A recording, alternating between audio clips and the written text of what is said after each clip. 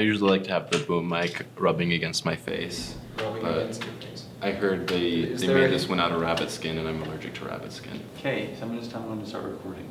Okay, here we go. Clap, snap, drop, rock, and roll, as they say. Is there a history behind your fascination with boom mics? When we did the pilot episode for Afro, I'm allergic to that, so you have to. When we first did the first episode of Afro Ahab Returns, I came to the set once and there's a guy holding a boom mic, and I thought he was a character because I had written a character in the book who has a harpoon in the shape of something similar to a boom mic. I was excited at first because I thought that they'd finally put what I wrote in the script back into the film, but it turns out they didn't. So I was kind of disappointed there. But since then, I've been really trying to incorporate a character that uses the boom mic harpoon. Like in episode 7, volume 1, Afro Ahab uses a modified harpoon gun to shoot a boom mic harpoon into a sonic whale. Goes into the whale, he turns on the sound, the vibrations cause the whale to just vibrate out of the ocean and into another plane.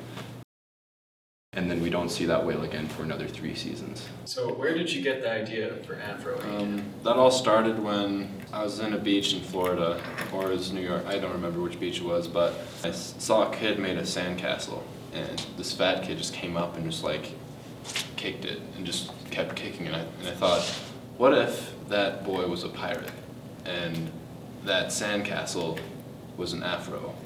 I just took off from there. The first few pages, I just wrote the word sand over and over again. It must have been like 50 pages until I finally went, thus the Red Sea, O captain of the Afro Ahab land.